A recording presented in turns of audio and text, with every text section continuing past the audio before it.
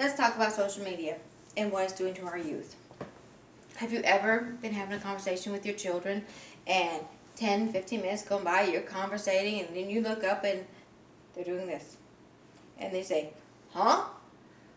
Hello? I haven't talked to you for 10 minutes. They are so wrapped up in their Facebook accounts, their Twitter accounts, they're texting their BFF, they're texting their friend that they might know a little bit, they met yesterday, who is a friend of a friend of a friend of a who, and a who and a friend and a friend of a friend, but that's important business, because you know what, it's all about the social media. Me and my husband went to a dinner night, looked around the restaurant, and this is what we see. Young couples sitting at tables, oblivious to anything around them, oblivious to who's right across the table from them, completely involved in their own little world of texting. Social media, whatever's going on in that little box in their hand is more important than what's sitting across the table from them. I remember going out to dinner, and I still do it with my husband. We don't take our phones to the table. We are so engrossed in having conversations face to face. We want to know how each other's day was. These people, our youth, our children, don't know how to conversate without that little box in their hand. How was your day? Gee, Mom, didn't you see my Facebook post? It was rough. Okay. I think if I just talked to you on the couch, how's your day? You should be able to speak back to me. My day was good, my day was bad. Not, did you see my Facebook? Oh, or as they're coming through the house grunting, oh my God. OMG, Mom, it was horrible. Still texting, completely going all the way up the stairs. This is actually a message that my husband would receive from his daughter. How's your day? KK, LU2, TTYL, as in talk to you later, GTG, gotta go, 4 now. That's actually a message. What does that mean? What language is this? I grew up with English. They grow up with text speak. I don't get it. I'm telling you.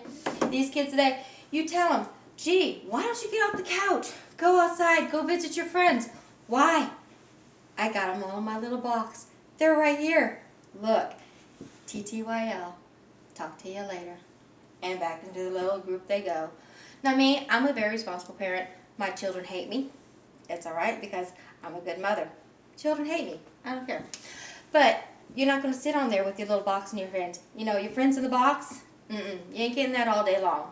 This is what responsible parenting is. You take that little box from them. You make them talk to you face to face. Because how responsible is it to let children run rampant on social media without any monitoring? They would not say something to your face that they would put in that box. They are very rude when it comes to putting whatever they want on social media. They have no filter. One of my favorite ones, Snapchat. Love Snapchat. There is nothing that a child will not put on Snapchat. They think it's all out there for the world to see because the picture's going to go away. It's going to go away. No, the picture don't go away. Social responsibility. You're going to sit there and be all thugalicious on one side, but when you confront it in person, are you going to be that same person? No, you're not.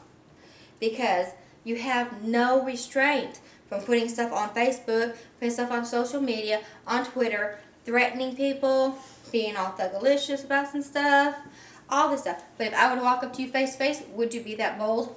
Probably not. There is no restraint. Children. This is one of the biggest things, and it's really, really bad in our nation right now. Sexting. They have no shame.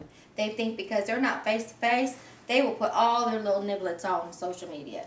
They think you ain't going to come out and find out for later on. That is always going to be there. Every bit of that. It doesn't go away. And this is what they don't understand. They also don't understand the importance of engaging just in personal contact. You know, how can you talk to a box but not talk to a person? My son will sit on the couch. How's your day? What'd you do? Okay. How's it? Can't even carry on a conversation with him. But give him an electrical device, he is all over that. I mean, it really is sad today that our youth is becoming so dumbified and so desocialized by the use of technology. They say technology was supposed to bring us all together. You can reach people from foreign lands, you can have friends, you can have millions of friends. What do millions of friends mean if you can't look at a person face to face and have a conversation? It means nothing. It means you have a million friends that you don't know. And also, how do you convey emotion? You can't convey emotion through a text message. I can say anything I want in a text message. Do you know it's coming from me? Who is it coming from? So many children are so involved in relationships on social media. I can't fall in love with a machine. Who is on the other side of that? You know how many children fall in love or duped? My favorite show, Catfish. You ever watched Catfish? Perfect show. It's about a man who got duped on social media. Fell in love, found out it was totally false. How many young people do that every day? It just happens. They need to get out in the world. They need to meet people face to face. They need to be able to look you in the eye, have a conversation. They need to feel some remorse and some responsibility for their actions. Not everything needs to be put on social media. And it is our responsibility as adults, as the older generation, to teach and mold these children. Not to sit them in front of an inanimate object, give them phones, give them full access to social media. You can't. You have to monitor that. It teaches responsibility, it teaches social correctness, and it teaches that there's still human kindness in the world. Human touch, human kindness, human conversation is what brings everybody together. You cannot convey emotion through technology. It just doesn't happen like that. The benefit of monitoring on social media would hopefully to be, let's engage, let's educate our youth.